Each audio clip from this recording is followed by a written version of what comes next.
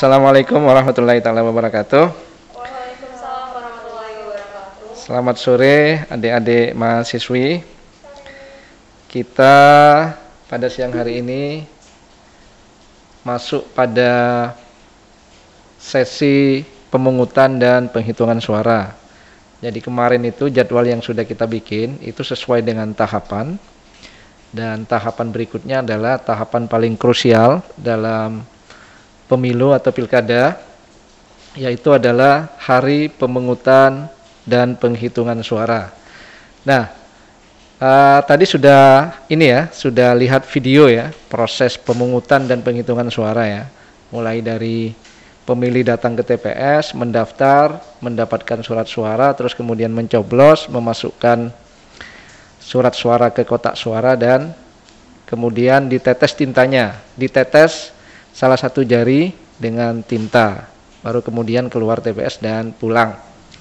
Nah, sebelum masuk ke substansi nanti yang akan kami sampaikan, apakah sebelumnya sudah pernah memilih? Sudah. Di mana? Di tempat tinggal domisili rumah. Di mana itu? Kalau kebetulan saya ada di Kabupaten Bogor. Di Bogor berarti. Apa? Pilkada atau pilkot? Pemilihan bupati atau pemilihan wali kota? Bupati? Iya, bupati. Di kabupaten atau di kota? Kabupaten. Kabupaten berarti bupati. Kalau adik? Aku gubernur sama presiden. Oh, di Jakarta ya? Ya, berarti sudah pernah memilih. Nah, jadi tidak semua orang bisa memilih. Jadi yang kemarin mungkin oleh Pak Catur ya, sudah dijelaskan tentang kriteria masyarakat untuk bisa terdaftar dalam daftar pemilih tetap. Nah, itu nanti yang sudah dijelaskan ya, kriteria-kriteria untuk bisa memilih itu minimal usia 17 tahun atau sudah pernah nikah. Nah, bukan TNI, Polri, dan tidak sedang dicabut hak pilihnya. Jadi di luar itu sudah bisa memilih semua, asalkan kriteria itu terpenuhi. Nah, meski demikian, bahwa nanti pemilih itu tidak hanya terdaftar, tapi yang tidak terdaftar juga bisa memilih dengan catatan yang bersangkutan adalah punya KTP elektronik atau surat keterangan perekaman dari Dinas Kependudukan dan Catatan Sipil setempat. Nah, itu yang bisa memilih. Nah, orang yang terdaftar, kita bicara pemilu dulu ya.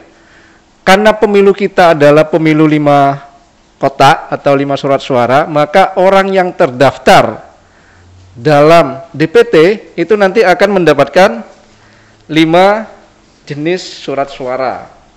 Jadi ada suara presiden yang hanya dibedakan tandanya ini. Tandanya warna kertas suara.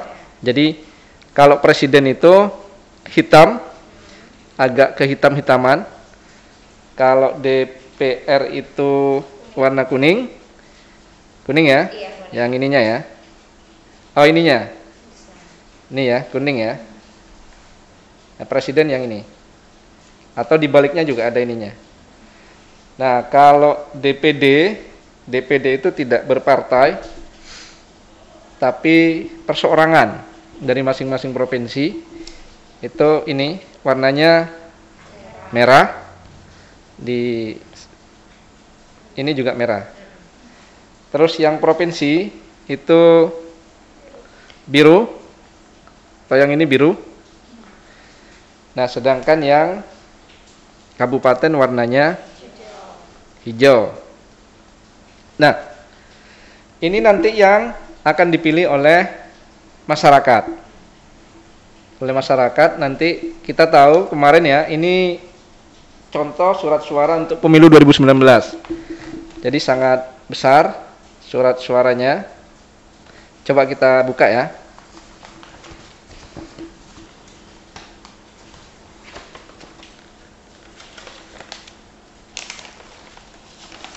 Nah, ini besar segini. Nah, ini besar. Ini untuk kabupaten ya. Jadi di kabupaten itu nanti ada partai. Ya, partai. Nomor 1 kemarin itu PKB, nomor 2 Gerindra, 3 PDI, 4 Golkar, 5 Nasdem, 6 Garuda, 7 Partai Berkarya, 8 PKS, 9 Perindo, 10 P3, 11 PSI, 12 PAN, 13 Hanura, 14 Demokrat, 19 Bulan Bintang, 20 PKPI. Jadi total itu ada 20 partai. Nah, cuma untuk partai nasional itu ada 16.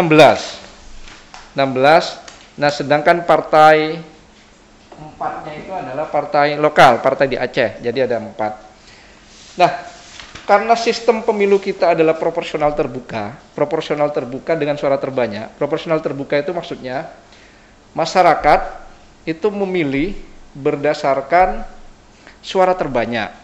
Jadi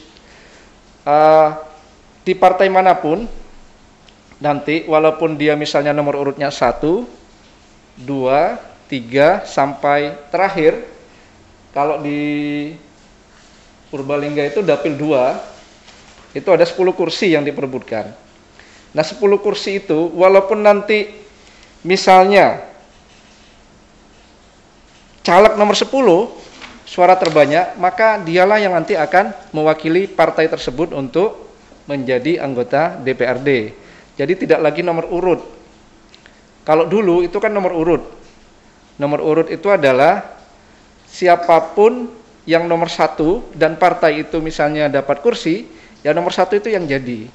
Nah, dengan terbuka dan suara terbanyak, maka partai dengan caleg paling banyak suaranya di partai tersebut, maka caleg tersebut yang akan mewakili partai untuk duduk di dewan, baik itu DPR, DPRD provinsi maupun DPRD kabupaten kota. Nah, ini adalah sistem yang saat ini berlaku dan insya Allah besok sistemnya sama, cuma modelnya seperti apa nanti, apakah surat suaranya masih seperti ini atau nanti diringkas menjadi satu surat suara atau mungkin surat suaranya lebih kecil atau lebih besar, kita belum tahu. Nanti yang punya kewenangan adalah KPU RI. Nah, pemilih itu nanti harus memilih semua jenis surat suara ini. Setelah misalnya setelah dapat 5 surat suara begini, misalnya mau milih DPRD-nya dulu ya nggak masalah, mau milih provinsinya dulu ya nggak masalah, presidennya dulu nggak masalah. Jadi nggak ada aturan untuk misalnya yang mana duluan gitu, urutannya nggak. Jadi yang penting karena kita punya hak untuk memilih, diusahakan untuk dipilih. Nah, lantas bagaimana kalau kemudian tidak dipilih? Misalnya dia datang ke TPS tapi hanya datang saja. Pada saat ke bilik suara itu tidak dicoblos, hanya dibiarkan saja, dibuka, dilipat lagi, terus dimasukkan ke kotak suara. Nanti suaranya itu tidak sah, menjadi tidak sah. Kan sia-sia gitu loh, sudah datang ke TPS tapi kemudian surat suaranya tidak sah, dan itu sangat berpengaruh terhadap proses kemenangan calonnya, baik itu calon presiden maupun calon DPR atau DPD. Nah, beda antara surat suara DPR, DPRD maupun DPR RI dengan surat suara presiden dan DPD. Jadi surat suara presiden itu hanya memuat gambar calon, gambar paslon, sama partai yang mengusung. Nah, misalnya ya, ini nomor 1 Pak Jokowi dan Ma'ruf Amin didukung oleh 1, 2, 3, 4, 5, 6, 7, didukung oleh 7 parpol. Berarti parpolnya ada di sini, di kotaknya.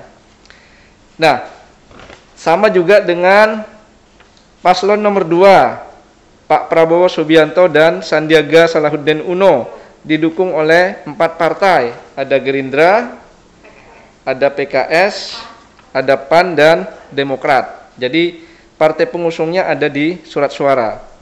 Nah, kalau misalnya selama ada di dalam kotak ini,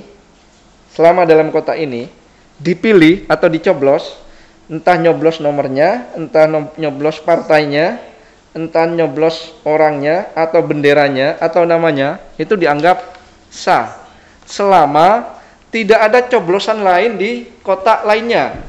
Misalnya nyoblos Pak Jokowi, tapi kemudian ada coblosan lagi di Pak Prabowo, itu menjadi tidak sah karena ada 2 coblosan di kotak masing-masing paslon. Tapi kalau kemudian tembus, misalnya ini begini ya, misalnya ini kan surat suara ya, dibuka, terus dilipat, kemudian dicoblos Pak Prabowo, kan pasti tembus. Atau dicoblos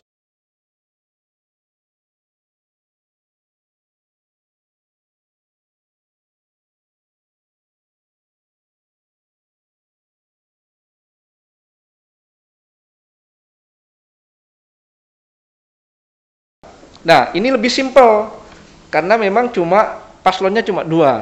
Tapi kalau misalnya paslonnya ada 4, ya tentu nanti akan lebih besar atau mungkin lebih lebar atau lebih panjang. Gitu ya. Nah, sedangkan yang DPD ini itu tidak ada partainya.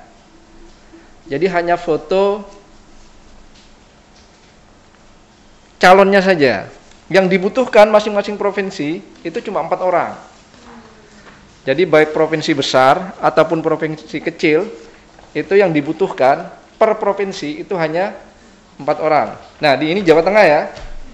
Ini Jawa Tengah nih. Nih, Jawa Tengah kan ada 20 paslon. 20 paslon. Nah, kenapa misalnya tidak ada nomor 1? Karena nomor 1-nya sudah partai. Sampai nomor 20, maka DPD-nya langsung di nomor 21, 22 dan seterusnya. Nah, ini juga sama cara mencoblosnya. Coblosnya hanya 1. Kalau ada coblosan di tempat lain misalnya coblos nomor 21, terus 22 dicoblos, ya berarti tidak sah. Nah, jadi gitu. Tapi itu kan bisa dilipat juga, Pak. Maksudnya kayak yang tadi itu. Terus kalau misalkan dia sampai nembus ke belakangnya juga gimana? Ya, kalau misalnya gini ya. Misalnya gini ya. Kalau nggak dibalikin lagi. Gini. Kena paslon lain, ya otomatis tidak sah. Jadi selama ada coblosan yang mengena paslon lebih dari 1, itu bisa 2, bisa 3 dan seterusnya, itu dianggap tidak sah. Nah, jadi itu kriteria surat suara sah dan tidak sah di pemilu. Dan besok itu polanya pasti sama. Artinya ada gambar calonnya. Cuma apakah besok masih misalnya nyoblos atau misalnya centrang atau kemudian menandai itu misalnya di sini ada kotak misalnya. Jadi hanya misalnya nomor 30 atau nomor 40 misalnya. Jadi tergantung besok di regulasi yang saat ini sedang digodok oleh KPU RI. Tapi di undang-undangnya belum berubah, masih Undang-Undang 7 nomor 2017, itu mengatakan bahwa mencoblos gambar, nomor urut atau nama. Jadi masih bunyinya nyoblos, terutama nanti ada perubahan lain. Tapi gitu. Kita pernah kan dicentrang gitu? Ya, pernah dicentrang. Itu ya, ini yang DPD. Yang DPD ini juga ngelipatnya itu jangan sampai kena paslon. Jadi sudah ada mekanisme dan tata cara melipat. Jadi nggak sembarangan lipat. Jadi surat suara ini sudah didesain bagaimana ketika dilipat itu tidak kena paslon. Gimana? Lipatnya gimana ini? Gini ya.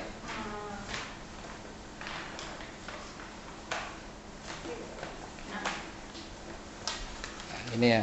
Nah, ini yang presiden tadi ya, udah ya. Yang DPD sudah. Sekarang DPR. Ini sama aja ya. Kita ambil yang DPR RI, walaupun sebenarnya sama aja. Kita buka, ini panjang sekali. Makanya kemarin itu banyak sekali masyarakat yang bingung. Nah, ini. Nah, ini ya. Tinggi sekali ini. Hampir setinggi saya ini. Nah, jadi setiap partai itu ada calegnya.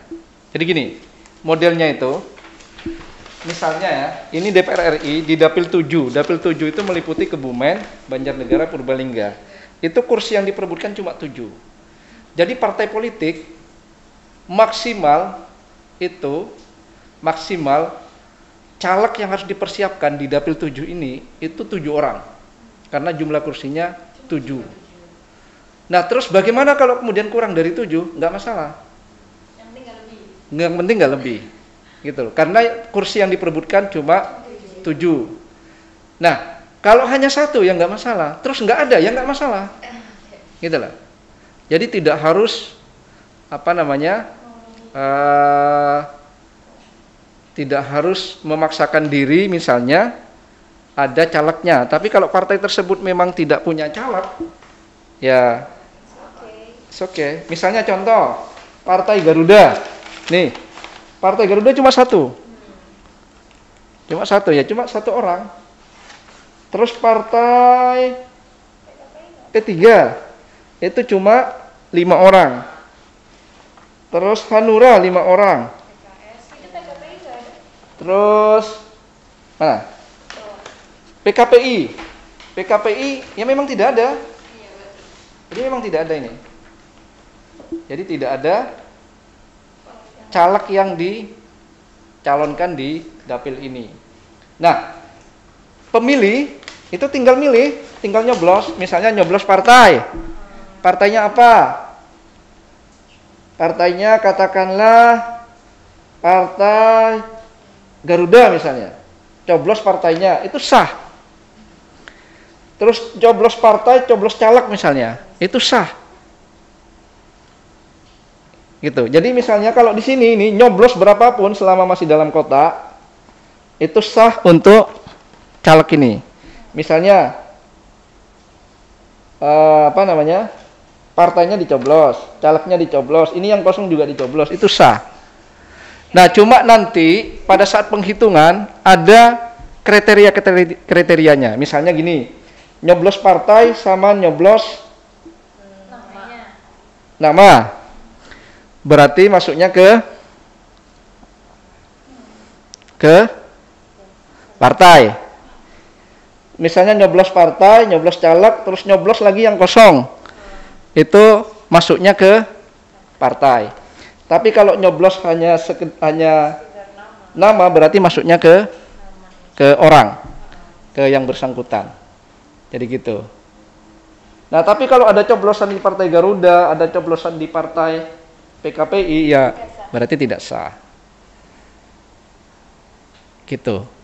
Kalau misalkan itu kan cuma 1 calonnya. Kalau misalkan yang ramai itu yang 7, kita coblos partainya, coblos namanya, lebih dari 1. Masuk ke partai. Oh, masuk ke partai. Ya. Jadi partai misalnya calegnya karena semua suka ya, senang semua misalnya, atau coblos semua calegnya, itu sah, tapi masuknya ke partai. Gitu ya. Nah, itu kemarin ketentuan kemarin 2019. Apakah besok seperti itu kita tidak tahu. Apakah misalnya besok bisa jadi hanya menandai misalnya. Misalnya katakanlah PKPI, nanti di sini ada kotak kecil misalnya hanya untuk misalnya PKPI calegnya nomor 1 misalnya. Nomor 2, nomor 3 dan seterusnya itu. Nandai. Atau bisa jadi besok dicentrang misalnya. Tidak kemudian dicoblos, kita masih belum tahu. Nah, ini ketentuan yang kemarin berlaku. Oke, ada pertanyaan terkait pemungutan dan penghitungan suara?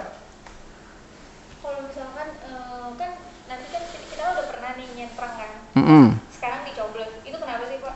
Saya kayak apakah lebih relevan, lebih mudah ngitung yang dicoblos kah, atau banyak kurangnya kalau dicentang gitu atau gimana? Enggak, itu sama aja sebenarnya, dicentrang dengan dicoblos itu sama aja. Cuma memang kebiasaan masyarakat Indonesia dari dulu, baik pilkades ya, untuk memilih kepala desa itu, sampai kemudian pemilu itu kan sudah mencoblos.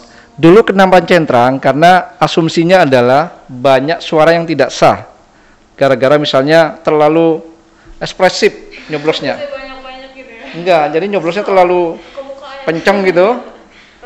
Sehingga jadi robek. Padahal sebenarnya kalau robek itu masih bisa minta suara pengganti, surat suara yang baru, hanya sekali aja. Misalnya kalau misalnya rusak lagi ya berarti nggak boleh. Jadi gitu. Nah sebenarnya itu sudah dicoba kemarin 2009 itu pakai centrang, tapi ternyata masyarakat Indonesia memang sudah kebiasaan ketika pemilu itu harus mencoblos, sehingga banyak pada saat pemilu 2009 itu suara-suara yang tercoblos, tidak dicentrang, gitu loh. Maka kemudian 2014 itu diganti lagi menjadi dicoblos. Jadi seperti itu. Nah, cuma kan begini,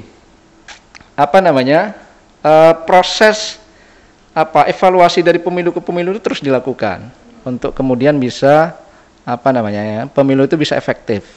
Masyarakat itu sebenarnya yang paling mudah itu modelnya seperti apa? Centrang, menandai, atau mencoblos. Itu akan terus menjadi evaluasi oleh KPU. Nah sekarang untuk yang pilkada, kemarin 2020 Purbalingga kebetulan ada 2 paslon, jadi surat suaranya kecil segini nih. Ya, gini, ada paslon nomor 1 dan paslon nomor 2. Paslon nomor 1 ini ada namanya Haji Muhammad Sulhan Fauzi SEMM, sama wakilnya Zaini Makarim Supriyatno ST. Terus yang paslon nomor 2 itu dia Hayuning Pratiwi SEB Ekon MM, dan wakilnya Haji Sudono STMT. Nah, jadi surat suaranya kecil dan tidak ada partai pengusungnya. Beda dengan di presiden. Presiden itu walaupun sama-sama 2 paslon ya. Ini 2 paslon. Ini lebih besar juga. Lebih besar walaupun sama-sama 2 paslon. Ini bupati, ini presiden. Nah, tapi kalau presiden itu ada partai pengusung. Kalau yang pilkada itu tidak ada partai pengusung. Jadi gitu. Dan perlu diketahui adik-adik semua bahwa besok ini surat suara ini identitasnya itu harus diisi. Ini kan ada identitas ini. Misalnya coba. Ini sama kok, coba. Jadi kabupatennya Purbalingga, kecamatannya apa nanti ditulis, desanya apa ditulis, TPS. TPS itu di desa kan banyak itu. Bisa TPS 1 sampai TPS 10. Nah, jadi nanti TPS-nya berapa itu loh. Nah, terus nama ketuanya. Baru kemudian tanda tangan. Kalau misalnya tidak ditandatangani, itu dianggap tidak sah. Jadi harus ditandatangani oleh ketua KPPS. Nah, untuk memudahkan biasanya teman-teman KPPS itu biasanya identitasnya itu pakai stempel. Dan itu dibolehkan. Asal nanti tanda tangannya adalah tanda tangan basah.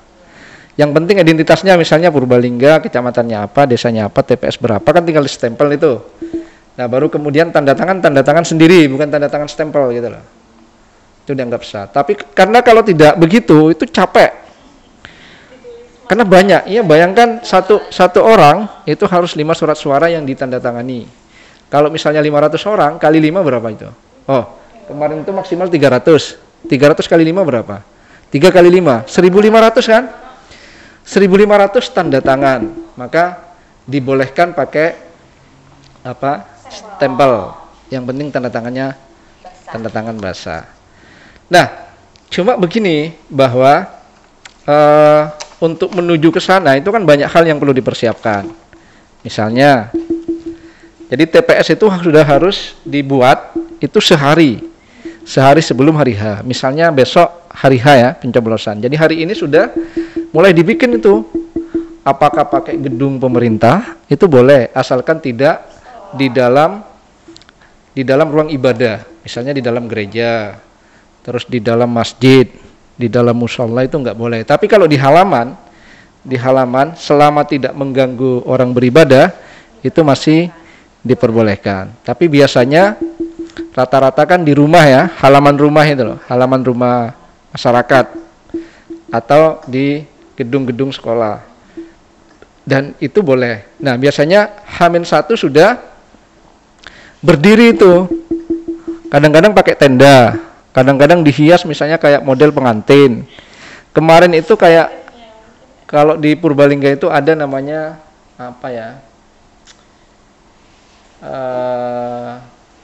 Tempat wisata Gua Lawa. Gua Lawa itu pernah ke sana nggak? Ada goa gitu. Yang dulu konon itu tempatnya kelelawar besar itu loh. Itu bersarang di sana. Makanya kemudian disebut Gua Lawa. Nah, salah satu TPS kemudian itu kemarin itu disulap menjadi TPS Gua Demokrasi namanya. Jadi persis Gua Lawa. Jadi anggota KPPS itu menggunakan pakaian pakaian kayak kelelawar itu. Ya, nanti bisa di googling itu ada. Di tempat-tempat lain ada kayak temanya pernikahan, temanya anti korupsi. Di Solo itu ada anti korupsi. Jadi ada jeruji besinya, ada poster-poster anti korupsi dan seterusnya itu. Banyak, ada misalnya yang makan bakso gratis itu. Jadi untuk meningkatkan partisipasi itu, pemilih yang habis mencoblos itu bisa makan bakso gratis yang disediakan oleh masyarakat setempat. Jadi banyaklah cara untuk biar biar masyarakat itu datang ke TPS dan menyalurkan hak suaranya dengan mencoblos di situ. Jadi gitu sebenarnya proses-proses hari H pemungutan suara. Cuma yang mungkin teman-teman atau masyarakat itu taunya bahwa hari pemungutan suara itu ya di hari itu, padahal persiapannya kan luar biasa itu. Jadi sehari sebelumnya itu sudah melakukan persiapan, bahkan malam kadang geladi bersih dulu, terus TPS dijaga 24 jam oleh salah satu personel, baik itu KPPS ataupun pengawas ketertiban TPS yang hansip itu. Nah, karena logistik kan ada di sana semua, kalau nggak dijaga kan bisa hilang gitu loh, atau bisa ada orang yang kemudian melakukan sabotase terhadap pemilu ini, walaupun hanya di satu TPS misalnya. Jadi prosesnya luar biasa sebenarnya. Nah, sedangkan anggota KPPS itu sebelum jam 7 sudah harus standby di TPS, karena jam 7 dia sudah harus proses pemungutan dan penghitungan suara. Jadi nanti ngelantik anggota-anggota itu, baru kemudian prosesi sumpah ya, pengambilan sumpah dan seterusnya. Sampai kemudian biasanya kalau pemilu itu malam, sampai jam 12 malam, jam 1 malam, bahkan subuh gitu loh. Bayangkan, padahal sebelumnya mereka sudah tidak tidur gitu loh, mempersiapkan. Nah, jadi orang kadang-kadang melihatnya sederhana, simple, padahal kami sebagai penyelenggara itu mempersiapkannya luar biasa. Untuk persiapan pemilu itu, di undang-undang itu 20 bulan. Di undang-undang ya, bahkan sekarang KPU itu mintanya 25 bulan. Jadi tidak sederhana sebenarnya. Orang taunya hari H saja, padahal kita menyiapkan itu luar biasa. Jadi nggak sembarangan. Terutama menyiapkan logistik ini. Ini logistik ini kan tidak ujuk-ujuk datang dari KPU RI misalnya ke daerah, kemudian langsung nerima jadi sudah terlipat gini, enggak. Ini harus dicek dulu, dicek di dalamnya ini misalnya bersih atau enggak, ada nodanya atau enggak. Karena kalau ada nodanya itu bisa menjadi surat suara tidak sah. itu surat suara ini adalah surat suara yang sudah tersortir istilahnya. Jadi kamu itu ketika misalnya surat suara datang itu ngundang orang untuk melakukan sortir, dicek betul nggak, jangan-jangan ini bukan dapil Purbalingga, ini dapil misalnya Jawa Barat misalnya, atau sama Jawa Tengah tapi bukan dapil 7, dapil 4 misalnya, dapil 8, dapil 9, sangat mungkin. Makanya kemudian kita sortir kemudian dilipat jadi ini. Jadi pada saat datang itu lipatannya cuma segini.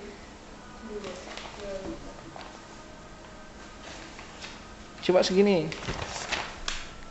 segini aja. Baru kemudian kita buka ya, kita cek ini bersih atau enggak gitu. Cek dulu. Jangan-jangan ada partai lain yang buram gitu loh. Itu jadi kemudian nanti kalau ada yang kasus begitu biasanya itu dipisah untuk kemudian dianggap surat suara rusak. Sehingga nanti kita butuh pengganti dari percetakan. Jadi gitu, sebagai pengantar, ada yang perlu ditanyakan? Pak, kan lagi situasi kayak gini kan kemarin, maksudnya waktu pemilihan 2020 kan situasinya udah pandemi gitu kan. Nah, kalau misalkan apa ada kemungkinan kalau misalkan persiapannya itu lebih cepat daripada sebelumnya, itu bakal menyesuaikan dengan keadaan seperti ini. Jadi semuanya gitu menggunakan e-voting, kan sekarang banyak yang menggunakan e-voting juga tapi nggak semuanya kan. Nah itu bisa nggak sih kan misalkan persiapannya itu lebih cepat terus menggunakan semuanya menyesuaikan dengan situasi seperti ini kayak gitu. Kan kita nggak tahu kan nanti 2024 apakah masih sama seperti ini situasinya atau gimana, apa sebelum 2024 emang sudah mempersiapkan misalkan plan B-nya gitu, bakal ada penyesuaian keadaannya gitulah, misal pemilihannya seperti apa gitu. Iya. Jadi kalau yang kemarin itu sebenarnya tahapannya tidak berubah. Itu cuma selama setahun ya. Kemarin itu kalau pilkada itu setahun. Setahun itu dengan catatan pada saat 1 tahun itu dimulai dengan launching di Jakarta kemarin. Awalnya kan 23 September ya. Tapi kemudian karena pandemi kita undur 3 bulan. Nah kemudian kita lanjutkan di bulan Desember. Bulan Desember itu sebenarnya ya 3 bulan gitu loh. Jadi tidak ada perpanjangan tahapan, ditunda selama 3 bulan tapi kemudian dilanjutkan lagi gitu loh. Jadi tahapan yang tertunda selama 3 bulan itu dihitung kemudian ketemunya di bulan Desember. Nah tentu dengan pertimbangan-pertimbangan yang lain-lain gitu loh. Nah cuma memang tahapannya tetap kalau saya hitung itu satu tahunan lah, kurang lebih sekitar 1 tahun. Nah besok bagaimana di 2024 misalnya? Di 2024 itu desainnya itu masih desain COVID. Desain COVID artinya nanti APD-nya juga disiapkan. APD itu alat pelindung diri. Kalau kemarin itu kan tadi sudah nonton ya, itu kan pemilih sebelum ke TPS itu kan antri dulu ya, minimal jarak 1 meter ya, baru kemudian cuci tangan, terus diukur suhu tubuh, baru kemudian dikasih sarung tangan ya, dan daftar hadir gitu, tanda tangan di daftar hadir di KPPS 4 dan 5, baru kemudian nunggu di kursi yang sudah ditentukan dengan jarak 1 meter, baru kemudian dipanggil untuk mendapatkan surat suara oleh ketua KPPS, baru kemudian masuk ke bilik suara untuk memilih salah satu pilihannya, baru kemudian ke kotak suara untuk memasukkan surat suara yang sudah dicoblos, baru kemudian ke KPPS 7 yang meneteskan tinta ya. Kalau dulu sebelum COVID itu kan kita jarinya masuk ya ke botol tinta ya. Kalau kemarin itu ditetes pakai pipet itu, ya ditetes. Jadi jari pemilih sama sekali tidak bersentuhan dengan dengan tinta yang ada dalam botol karena ditetes. Itu salah satu cara untuk melindungi pemilih. Nah besok desainnya masih desainnya itu masih di tengah pandemi. Nah, perkara nanti misalnya di 2022 pandemi sudah selesai, ya itu kita lihat seperti apa nanti. Tapi sekarang desainnya masih desain di tengah pandemi. Nah, kita harapkan besok ya pandemi segera selesai gitu loh. Karena kalau kita pemilu di tengah pandemi itu bayangkan saja besok itu kan namanya presiden, itu kan kampanye biasanya besar-besaran kan. Tidak hanya ribuan orang, bahkan ratusan ribu orang yang dikumpulin. Nah, kalau pandemi itu maksimal 50 orang. Nah, jadi gimana nanti presiden itu kampanyenya gitu loh. Ya mau tidak mau kan harus lewat daring kan. Lewat daring, video, ya kanal-kanal YouTube dan seterusnya lah. Ya pinter-pinternya tim sukses lah untuk menyiasati itu. Sedangkan daring masih banyak blank. Ya, Gitu kan, banyak blank spot terus dan biasanya masyarakat itu tidak begitu concern. Karena masyarakat biasanya kalau presiden itu kan pinginnya salaman, pingin ketemu, bisa menyaksikan langsung gitu kan. Bahkan kalau bisa foto gitu, diupload di media sosial dan seterusnya dan seterusnya. Itu bagian kebanggaan lah. Nah, tapi bagi penyelenggara kita nggak boleh begitu. Kalau misalnya kita foto diupload dengan paslon itu bisa melanggar kode etik. Nah, jadi salah satu KPU RI itu meminta misalnya tahapan menjadi 25 bulan itu dalam rangka untuk menyiapkan IT. Jadi besok itu serba IT. Misalnya pendaftaran pemilih itu kita sudah punya SIDALI namanya. SIDALI itu Sistem Informasi Daftar Pemilih. Jadi nanti kalau misalnya ada yang ganda itu akan ketahuan. Bayangkan jutaan orang kalau tanpa itu kan susah kita mendeteksi, tapi dengan IT kita bisa mendeteksi. Oh, misalnya nama si A itu sama dengan nama si A yang ada di Jawa Barat misalnya. Itu akan ketahuan nanti. Atau nanti antar Purbalingganya juga akan ketahuan. Nah, yang ganda-ganda itu nanti bisa dihilangkan salah satunya. Kalau benar-benar itu ganda. Tapi ada kasus misalnya namanya sama, alamatnya sama, ternyata memang orangnya beda. Jadi ada yang begitu, kasusnya begitu. Terus ada SIPOL, Sistem Informasi Partai Politik. Jadi pendaftaran partai politik nanti pakai itu. Terus ada SILON, Sistem Informasi Pencalonan. Jadi nanti pencalonan itu pakai IT juga, sehingga ya itu memudahkan kita untuk mengecek gitu loh, dan lebih cepat lagi. Sama dengan rekap kemarin sudah ada namanya Sirekap kan.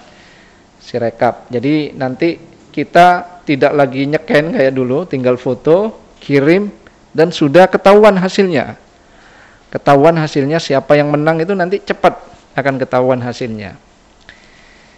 Jadi kalau e-voting dari dulu memang sudah sudah didiskusikan, sudah diwacanakan oleh kelompok-kelompok LSM termasuk oleh DPR juga, tapi memang butuh waktu yang cukup matang untuk menyiapkan itu, karena ini IT kan. IT itu kan mudah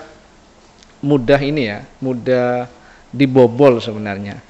Terus tingkat trustnya masyarakat percaya atau enggak, karena di Amerika saja isu kecurangan kan luar biasa kan, walaupun pakai voting kan. Nah, Indonesia sudah ada buktinya saja kan, isu-isu tentang hoax kecurangan ini kan luar biasa. Makanya ya kita nggak tahu, tapi yang jelas di regulasi sudah ada itu. Sudah ada klausul bisa menggunakan e-voting. Tinggal sekarang siap atau enggak. Jadi gitu. Untuk kalau misalkan kan sekarang udah pada pakai berkata elektronik semua gitu kan. Nah, buat blank spot itu gimana cara mengatasinya Pak? Maksudnya mereka juga bingung juga nih harus mengikuti zaman tapi nggak mendukung situasinya gitu. Kalau kemarin di Purbalingga itu ada 100 lebih ya TPS yang blank spot. Artinya TPS yang sama sekali tidak ada sinyal. Tapi ada TPS yang misalnya kalau Indosat ada, tapi simpati nggak ada. Simpati ada, Indosat nggak ada. Tapi kadang hanya adanya SL misalnya. Nah, itu biasanya disiasati dengan cara mengirim hasilnya itu pakai offline, baru kemudian ketika geser ke tempat yang sudah ada sinyalnya itu nanti bisa langsung online. Jadi bisa dia siasati.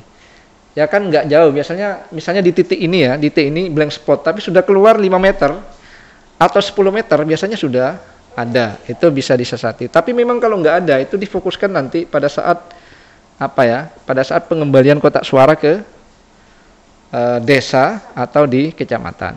Itu soal menyiasati, sudah ada trik-triknya lah, sudah ada mekanismenya, sudah disiapkan baik yang online maupun yang offline. Itu. Udah lagi?